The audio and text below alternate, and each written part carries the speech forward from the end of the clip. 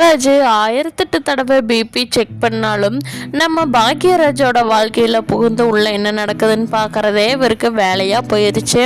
பாக்யராஜ் அவர் பாட்டுக்கு தன்னோட மச்சனரோட பொண்ணு பார்க்க போயிட்டு வீட்டுக்கு வந்திருப்பாரு. அதை இல்லாமல் தன்னோட மாமனார்கிட்ட கூப்பிட்டு தங்கராஜ் போட்டு கொடுக்கறதெல்லாம் ரொம்ப ஓவர் தான். எப்படியோ ஒரு வழியாக நம்ம ரேவதி பாக்யராஜுக்கு தகவல் சொல்லிட்டாங்க. ரேவதி சொன்னதுனால பாக்யராஜும் கொஞ்சம் அலர்ட் ஆகிட்டாரு. வீட்டுக்கு போகும்போது இல்லைன்னா பொய் சொல்லி அப்புறமா அவங்க அப்பா கண்டுபிடிச்சி அப்புறம் அதுக்கு ஒரு சண்டை இதெல்லாம் தேவையில்லாமல் தவிர்த்துட்டாங்க. ரேவதியோட ஃபோனை வாங்கி வச்சாலும் தன்னோட மாமியார் ஃபோன்லேருந்து டக்குன்னு அலர்ட்மெண்ட் கொடுத்துட்டாங்க பாக்யராஜுக்கு. ரேவதி அண்ணன் தங்கச்சி பாசம்னா இப்படி தம்பா இருக்கணும். ஆனால் இந்த தங்கராஜ் தான் இருக்காரே, அவரோட தங்கச்சி இறந்து போயிட்டாங்களோ, இருந்திருந்தாங்கன்னா தெரிஞ்சிருக்கும் இவர் என்னதான் பண்றாருன்னு. பாவம் இந்த பொண்ணு இவரோட தொல்லை தாங்கலையா என்னவோ, யாருக்கு தெரியும். நடு ரோட்டில் நின்றுதான் இந்த ரேவதி சொன்ன விஷயத்தையெல்லாம் மலரும் பாக்யராஜும் நம்ம அம்மா அப்பாவுக்கு தெரிஞ்சிருச்சா, சரி அதுக்கு தகுந்த மாதிரி பிளான் பண்ணிக்கலாம் அப்படின்னு சொல்லி பேசிக்கிட்டு இருக்கிறப்போ நம்ம மதி கால் பண்ணுறாங்க மலருக்கு. அப்போது மலர் அட்டன் பண்ணி, அக்கா என்னங்க இன்னும் காணோம், விசேஷம்லாம் முடிஞ்சதா, எங்கே இருக்கீங்க அப்படின்னு கேட்குறாங்க. முடிஞ்சது மதி, நானும் அவரும் தான் வந்துக்கிட்டு இருந்தோம். அவர் தான் பேங்க்குக்கு போகிறேன்னு நம்ம வீட்டில் சொல்லிட்டு தானே யாருக்கிட்டேயும் சொல்லாமல் என் கூட வந்தார் கார்த்திக் பொண்ணு பார்க்குறதுக்கு. ஆனால் அந்த விஷயம் தங்கராஜ் அண்ணாக்கு தெரிஞ்ச தங்கராஜ் அண்ணா உடனே நம்ம அத்தை மாமாட்ட போட்டு கொடுத்துட்டாரு மதி. இப்போது அதை தான் பேசிகிட்டு இருக்கோம். ரோட்டில் நின்னம்மா அப்போ தான் இந்த தகவல் தெரிஞ்சது. அதுதான் என்ன பண்ணலான்னு பேசிகிட்டு இருக்கோம் அப்படிங்கிறாங்க. அப்படியாங்க்கா, ஒன்றும் பயக்க வேண்டாம், நீங்கள் பாட்டுக்கு வாங்க, அவரும் வீட்டில் தான் இருக்கார், நானும் பாக்யராஜ் மாமாவுக்கு சப்போர்ட் பண்ண சொல்கிறேன் அப்படிங்கிறாங்க. சரி மதி, நீ ஏதாவது பண்ணி வையே, நாங்களும் வந்துகிட்டே இருக்கிறோம், இன்னொரு 1/4 மணி நேரத்தில் வீட்டுக்கு வந்துடுவோம் அப்படிங்கிறாங்க. சரிங்கக்கா, பார்த்து வாங்க, ஒன்றும் அவசரப்படாதீங்க, ஒன்றும் பிரச்சனை இல்லை, என்ன கொலை குத்தமாக பண்ணிட்டாங்க, எதுக்கு இவ்வளோ பதட்டமாகறீங்க அப்படின்னு சொல்லி மதி சொல்லவும் மலருக்கும் கொஞ்சம் தைரியம் வந்துடுது. பாக்யராஜ் கிட்ட சொல்கிறாங்க, மதி பார்த்துக்கலாம் வாங்கன்னு சொல்கிறாங்க அப்படின்னு. சரி வா மலர் போய் பார்ப்போம் அப்படின்னு சொல்லிட்டு பாக்யராஜ் மலர் பாப்பா கூட்டிக்கிட்டு வீட்டுக்கு போகிறாங்க.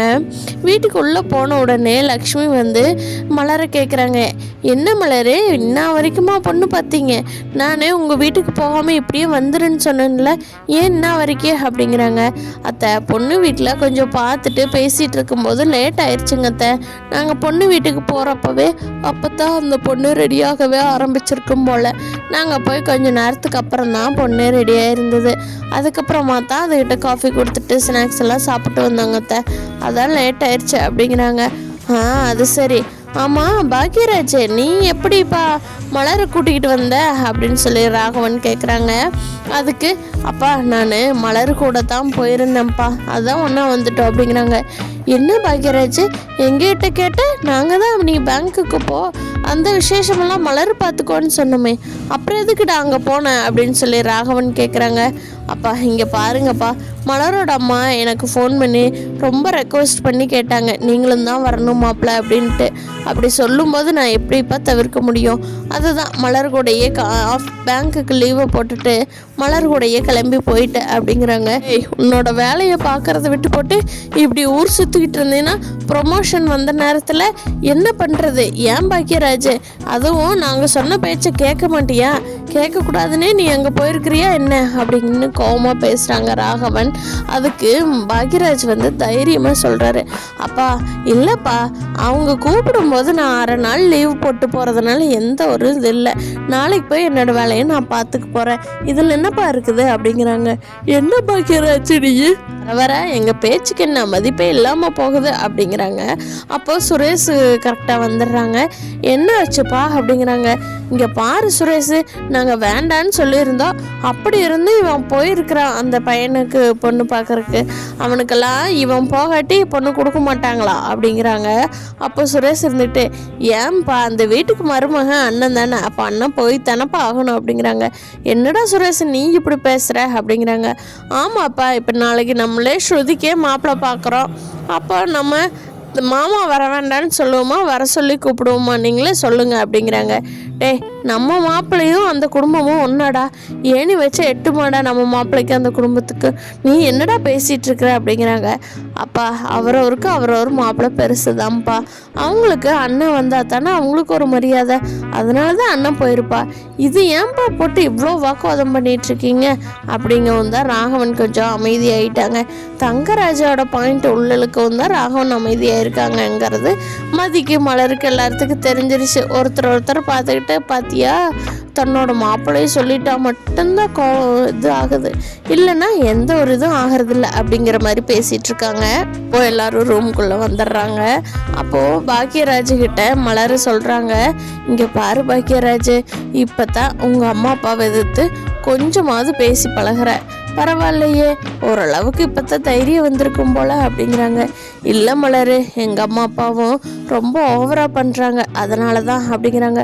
புரிஞ்சுக்கிட்டா சரிதான் பாக்கியராஜ் அப்படின்ட்டு மதி வர்றாங்க. என்னங்கக்கா பொண்ணு பார்த்துட்டிங்களா, பொண்ணு ஓகே ஆயிடுச்சா, கார்த்தி என்ன சொல்கிறான் அப்படிங்கிறாங்க. கார்த்தி ஒரு 2 மனசாக தான் வந்தா மதி, கார்த்திக்கு இப்போ கல்யாணம் பண்ணணுங்கிற பெருசாக ஒரு இது இல்லை, ஆனாலும் பொண்ணு வீட்டில் போய் பார்க்குறப்போ அவன் பொண்ணு ஓகே சொல்லியிருந்தான், அவனுக்கும் ஓகே தான், பொண்ணெல்லாம் பிடிச்சிருக்குன்னு சொன்னான். ஆனால் இன்னும் பொண்ணு வீட்டில் இருந்து எந்த ஒரு கன்ஃபார்மான நியூஸும் சொல்லலை. அம்மாட்ட நாளைக்கு ஃபோன் பண்ணி கேட்கணும் என்ன சொன்னாங்க அப்படின்னு சொல்லி. ஏன் எதனால் சொல்லலை அப்படிங்கிறாங்க. தெரியல மதி, ஃபஸ்ட்டெல்லாம் நல்லா தான் பேசிகிட்டு இருந்தாங்க, அப்புறமா பொண்ணோட அண்ணன் கொஞ்சம் நேரத்துக்கு அப்புறமா வந்தார்.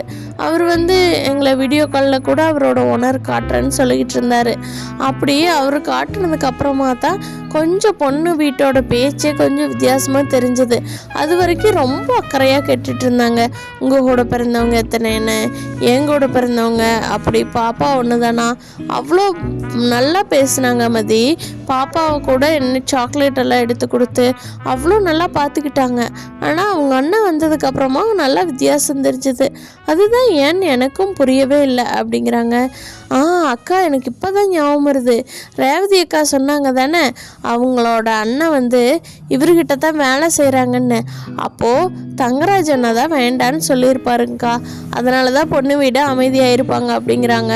அப்போ மலருக்கு சரியான கோவம் வந்துருச்சு. உடனே மலர், வாங்க நம்ம ரேவதி வீட்டுக்கு போகணும்னு சொல்லி பாக்யராஜை கூட்டிகிட்டு போய் அங்கே தங்கராஜ் முன்னாடி, எதுக்கு இப்போ என் தம்பிக்கு பார்த்த பொண்ணை வேண்டான்னு சொன்னீங்க, உங்களுக்கு அதுக்கு என்ன, அவன் பாட்டுக்கு அவன் சிவனேன்னு தானே அவனோட வேலையை பார்த்துட்ருக்கான்ல, நீங்கள் அமைதியாக இருக்க வேண்டியதானே, எதுக்கு அவனுக்கு பார்த்த பொண்ணை கல்யாணம் பண்ணி கொடுக்கக்கூடாதுன்னு சொல்லியிருக்கீங்க அப்படிங்கிறாங்க.